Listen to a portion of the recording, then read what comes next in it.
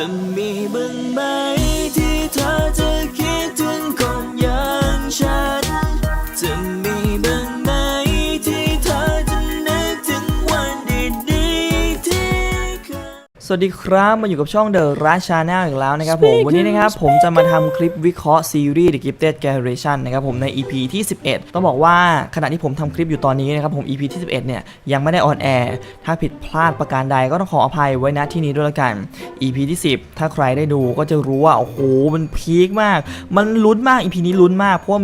มีหลายฉากเนี่ยที่แบบว่าหักมุมแล้วก็หลอกคนดูเยอะมากๆนะครับผมไม่ว่าจะเป็น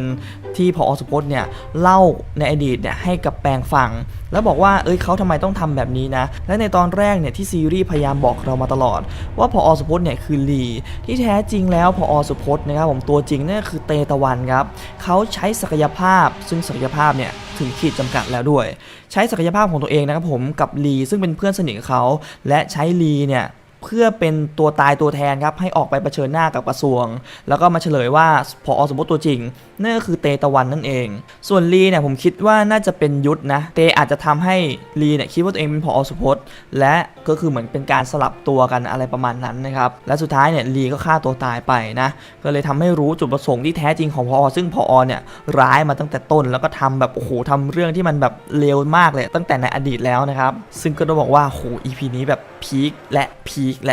เลยโอเคก่อนที่จะไปวิเคราะห์ตัวอย่างใน EP ที่ 11 ผมขอย้อนไปพูดถึงใน EP ที่ 10 ที่เขาเนี่ยทิ้งปมให้เราเยอะแยะมากมายนะครับผมซึ่งหลังจากที่ผอ.เนี่ยเล่าเรื่องราวในอดีตให้กับแปงฟังนะครับผมว่าเขาเนี่ยเคยทำอะไรเลวร้ายไว้ในอดีตมาก่อนนะครับและผอ.เนี่ยก็กล่อมให้แปงเนี่ยมาอยู่ข้างเขาแต่แปงเนี่ยก็ยืนยันว่าจะไม่นะครับผมผอ.เนี่ยก็เลยจะใช้ไวรัสนิด88นะครับผมฉีดใส่แปงซะเหมือนเป็นตัวต่อรองเนี่ยถ้าแปงไม่มาร่วมเนี่ยเดี๋ยวเขาก็ต้องตายเพราะไวรัสนะครับแต่แล้วเนี่ยครูปอมก็มาช่วยไว้โดยที่เขานะครับผมกำลังจะลบความจำของผอ.นะครับแต่ชานนท์นะครับผมก็เข้ามาขัดขวางไว้ก่อนโดยที่หยิบไวรัสนะครับผมที่ตกอยู่ที่พื้นเนี่ยมาฉีดใส่คอครูปอมครับทำให้ครูปอมเนี่ยติดไวรัสนะครับและสาเหตุที่ชานนท์เนี่ยฉีดไวรัสใส่ครูปอมเป็นเพราะว่าชานนท์เนี่ยแค้นครูปอมมาตลอดนะครับที่ครูปอมเนี่ยเคยลบความจำของชานนท์เนี่ยตั้งแต่ในอดีตครับแล้วก็ทำให้มีชีวิตที่ไร้ค่ามาตลอด10 ปีครับแปงเนี่ยก็ถามชานนท์ว่าทำไมพี่ถึงทำแบบนี้ล่ะไม่ทำทุกอย่างเพื่อความถูกต้องแล้วหรอชานนท์ก็บอกว่าความถูกต้องละกูเริ่มไม่แน่ใจแล้วอะและผอ.เนี่ยจากที่หมดสติไปจากที่โดนครูปอมนะครับผมดีดนิ้วเขาก็ฟื้นขึ้นมาโดยที่เขาเนี่ยไม่ได้ถูกลบความทรงจำนะเพราะว่าชานนท์เนี่ยเข้ามาขวางไว้ก่อนเขาก็บอกว่าชานนท์เนี่ยทำได้ดีมากซึ่งผอ.ก็พูดว่าชานนท์เนี่ยช่วยเขามาตลอดนะครับแล้วก็เล่าเรื่องราวทั้งหมดเนี่ยให้แปงฟังว่าชานนท์เนี่ยร่วมมือกับผอ.เนี่ยตั้งแต่แรกนะครับโดยที่นำข้อมูลนี้เนี่ยไปบอกกับกรและจริงๆแล้วเนี่ยกรเขาไม่ได้อยากที่จะทำนะครับไม่ได้อยากที่จะก่อเรื่องแพร่ไวรัสเนี่ยให้กับรุ่นน้องแต่ก็ถูกผอ.นั่นแหละเป็นคนที่ใช้ศักยภาพนะครับผมทำให้กรเนี่ยต้องเป็นแบบนั้นนะครับซึ่งก็เป็นเรื่องที่แปงเนี่ยยิ่งรับไม่ได้เข้าไปใหญ่เลยครับผมและผอ.กำลังจะจัดการแปงครับครูปอมเนี่ยก็เลยมาอ้อนวอนขอร้องเดี๋ยวผมจะสั่งสอนเขาเองอะไรอย่างนี้นะครับแต่สุดท้ายแล้วครูปอมเนี่ยก็จับที่หัวของผอ.นะครับแล้วต้องการที่จะลบความจำของผอ.ทั้งหมดและให้แปงเนี่ยวิ่งหนีไปนะครับแต่สุดท้ายแล้วเนี่ยครูปอมก็ทำไม่ได้นะครับเพราะว่าเขาเนี่ยโดนไวรัสแล้วยิ่งเขาใช้ศักยภาพของตัวเองเท่าไหร่นะครับผมไวรัสเนี่ยยิ่งแพร่เข้าสู่ร่างกายของเขาแล้วครูปอมเนี่ยก็ปวดหัวนะครับผอ.เนี่ยก็เลยสั่งให้ชานนท์เนี่ยไปตามจับแปงมา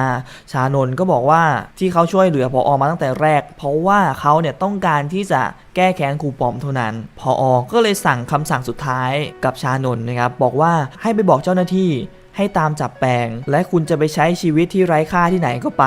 และชานนท์ก็เดินออกไปนะครับส่วนอาการของครูปอมต่อจากนี้เนี่ยเราต้องมารอดูกันว่าครูปอมเนี่ยจะถูกรักษาให้หายจากไวรัสหรือเปล่านะครับหลังจากที่แปงเนี่ยวิ่งหนีออกมานะครับก็เจอคนของกระทรวงเนี่ยพยายามจะมาจับตัวเขาแปงเนี่ยก็พยายามใช้ศักยภาพของเขาโดยการที่จะหยุดคนของกระทรวงเอาไว้นะครับแต่แล้วเนี่ยเขาก็ทำไม่ได้เขาก็นึกถึงคำสอนของผอ.ครับว่าถ้าคุณอ่อนแอคุณก็ไม่สามารถพัฒนาศักยภาพของคุณได้หรอกอะไรเงี้ยสุดท้ายแปงก็ทำไม่ได้ครับเขาก็วิ่งหนีขึ้นไปจนถึง ชั้นดาดฟ้านะครับและคนของกระทรวงเนี่ยกำลังจะเข้ามาจับตัวเขาเอาไว้และเกตเติร์ดไทม์นะครับเขาไม่ได้ถูกลบความทรงจำนะแต่เขาถูกครูปอมเนี่ยดีดนิ้วเพื่อให้เขาเนี่ยหยุดชะงักไปเฉยๆนะครับถ้าใครจำได้ในฉากนี้ก็คือครูปอมไม่ได้เอามือเนี่ยมาจับที่หัวของแต่ละคนเพื่อลบความทรงจำนะเขาเพียงแค่ดีดนิ้วเพื่อให้ทุกคนเนี่ยชะงักไปนะครับและเมื่อเกตเนี่ยฟื้นขึ้นมาเพราะว่าเขาเนี่ยถูกใครบางคนเนี่ยเรียกนั่นก็คือศักยภาพของเกตเนี่ยตื่นตัวขึ้นมาครับและเกตก็หลุดเข้าไปในภวังค์ซึ่งเขายืนอยู่ในห้องเรียนและเขาก็เดินตามเสียงเรียกนั้นไปปรากฏว่ามีผู้หญิงคนหนึ่งครับที่รับบทโดยพี่ทรายเจริญบุระครับเรียกเกตแล้วเขาก็บอกว่าได้เจอกันสักทีนะแล้วเกตก็ตื่นจากภวังค์ครับแล้วเรื่องราวใน EP ที่10ก็จบลงเพียงเท่านี้โอ้โหต้องบอกว่ามันมีหลายปมมากๆโอเคเดี๋ยวเราจะไปวิเคราะห์ตัวอย่างใน EP ที่11กันต่อนะครับผมเดี๋ยวเราจะหยิบยกเนื้อหาใน EP ที่10เนี่ยที่มีหลายปมที่เรายังไม่รู้เนี่ยเอาไปพูดคุยกันด้วยนะครับในตัวอย่างเนี่ยก็จะเปิดฉากมาตอนที่แปงเนี่ยกำลังจะถูกจับนะครับซึ่งตรงนี้เนี่ยผมคิดว่าแปงเนี่ยเขาน่าจะใช้ศักยภาพของตัวเองนะครับผมถึงขีดจำกัดก็ได้นะเพื่อที่จะหลุดรอดออกไปไม่ได้ถูกจับตัวนะครับเพราะว่าฉากต่อมาเนี่ยมันเป็นฉากที่ผอ.นะครับผมเรียกทุกคนมาประชุมแต่ก็ไม่มีแปงนะโดยที่ผอ.เนี่ยมาบอกกับทุกคนว่าปาวเรศเป็นอันตรายต่อระบบการศึกษาและผอ.เนี่ยก็เอานี้ATAเนี่ยมาให้กับนักเรียนนะครับผมซึ่งมนเนี่ยเป็นคนเปิดกล่องดูมนเนี่ยก็บอกว่านี่ผอ.จะใช้ไวรัสกับพวกเรางั้นเหรอซึ่งตรงนี้ไม่รู้ว่าตัวอย่างแกงคนดูอีกหรือเปล่านะครับผมเขาอาจจะหลอกเราว่าแบบผอ.จะใช้เป็นตัวต่อรองกับนักเรียนอีกหรือเปล่าผอ.เนี่ยเขาอาจจะใช้ข้ออ้างที่ว่าแปงเนี่ยเป็นอันตรายต่อระบบการศึกษาและอยากจะควบคุมนักเรียนนะครับผมโดยที่จะเอานี้เองเนี่ยมาเป็นตัวขู่ว่าถ้าใครขัดขวางผอ.ก็อาจจะถูกผอ.เนี่ยใช้ไวรัสเนี่ยเล่นงานนะครับซึ่งในฉากนี้เราจะเห็นว่ากรเนี่ยเข้ามานั่งร่วมประชุมด้วยนะเพราะว่ากรเนี่ยอาจจะถูกรักษาให้หายจากไวรัสแล้วนะครับเห็นไหมว่ามีคนหนึ่งที่เขาใส่หูฟังอยู่คนเดียวนะครับผมเราจะได้เห็นกรเนี่ยกลับมาแล้วและเมื่อเกตเนี่ยหลุดออกมาจากในภวังค์ของตัวเองนะครับผมซึ่งอาจจะเป็นศักยภาพของตัวเองนั่นแหละนะเธอเนี่ยก็ปลุกเติร์ดกับไทม์นะครับแล้วบอกว่าพวกเธอ2คนเนี่ยต้องไปตามหาใครคนหนึ่งซึ่งผมคิดว่าผู้หญิงคนที่อยู่ในภวังค์ของเธอนะครับผมต้องบอกมาเกี่ยวกับวิธีรักษาไวรัสหรือเปล่าเพราะว่าพวกเขานะครับผมจะไปตามหาผู้หญิงคนแรกครับที่ติดไวรัสก่อนที่จะไปพูดถึงผู้หญิงคนแรกที่ติดไวรัสในฉากต่อไปเดี๋ยวเราขอพูดถึงผู้หญิงคนที่อยู่ในภวังค์ของเกรซก่อนละกันที่รับบทโดยพี่ทรายเจริญบุระนะครับสังเกตดีๆครับผมพี่ทรายเจริญบุระเนี่ยในฉากนี้เขามีผมที่ดัดลอนนะครับเป็นผมที่หยิกดัดลอนมาม่านะครับผมเหมือนกับเกรซเลยถ้าใครจำได้เนี่ยตอนที่เกรซเนี่ยถูกฝ่ายปกครองเนี่ยเรียกตัวเข้าไปตั้งแต่ตอน EP แรกนะครับเกรซบอกว่าเกรซเนี่ยไม่ได้ทำผมแบบนี้มาเขาเป็นอย่างนี้มาตั้งแต่เกิดแต่ว่าฝ่ายปกครองเนี่ยก็ไม่เชื่อนะครับซึ่งเกรซเนี่ยบอกว่าเธอเนี่ยเป็นมาตั้งแต่เกิดอาจจะเป็นเพราะว่าเกรซเนี่ยได้มาจากแม่หรือได้มาจากพันธุกรรมของครอบครัวของตัวเองหรือเปล่าผมเลยเดาว่าผู้หญิงคนที่อยู่ในภวังค์ของเกรซแล้วมี